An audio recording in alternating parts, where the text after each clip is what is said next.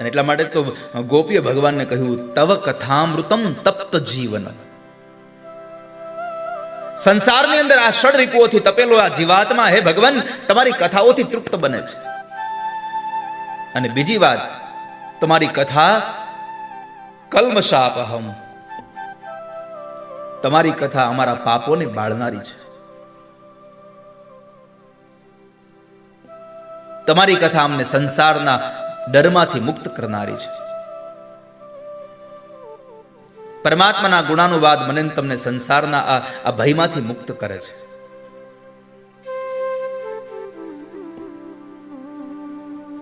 કાલ વ્યાલ મુખગ્રાસ ત્રાસ નિર્ણાશ હે તવે. કાળના મોઢામાં જવાનો જે ડર છે મને તમને, એમાંથી કોઈ મુક્ત કરનારી ગાથા હોય તો શ્રીમદ ભાગવત આ ભગવાનના ગુણાનુવાદની કથા છે. પરીક્ષિત મહારાજે 7 દિવસની કથા સાંભળી, અંતે મરી તો ગયા છે, નહીં તો ઘણા બધા લોકો લખીને લઈ જાય. દાદાએ કહ્યું હતું કે કથા સાંભળી મરે નહીં.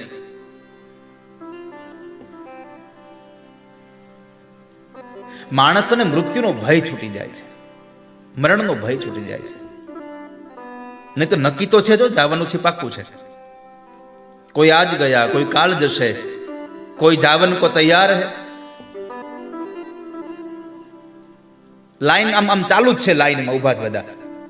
જવાનું તો છે જ એક પછી એક, એમાં સંશય નથી. પણ કાળના મોઢામાં જવાની જે વેદનાઓ છે, એ વેદનાઓમાંથી મને તમને મુક્તિ અપાવવાનું કોઈ સાધન હોય તો એ ભગવાન ગુણાનુવાદ છે.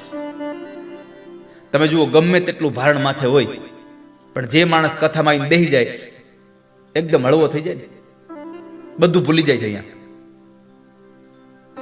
ગમે તેટલું માથા પર ભારણ હોય, પણ કથામાં જઈને બેસીએ એટલે બધું ભૂલાઈ જાય. આ નશો જ એવો છે. અને ભગવાનના નામનો નશો જેને લાગી જાય ને, એને બીજા નશા કરવાની જરૂર પડતી જ નથી. એકવાર ભગવાનના નામનો નશો લાગી જાય, પીવો હોય ને તો વાલા જિંદગીમાં પરમાત્માના નામનો રસ પીજો. કારણ આ જગતમાં 2 રસ છે. એક ભૌતિક રસો સમાયેલા છે અને એક ભગવાનના નામનો રસ સમાયેલો છે. પણ ભૌતિકના રસમાં અને ભગવાનના રસમાં બસ એટલો તફાવત છે કે ભૌતિક જે રસોનો આપણે સ્વાદ લઈએ છીએ, જે નશો ચડે છે, એ નશો ઉતરે તે ખબર પડે. એટલે આપણે તો અહીંયા હતા નહીં, અહીંયા કેમ પડ્યા? એક નશો કરો, ચડે અને વળી પાછો ઉતરી જાય, અને એક નશો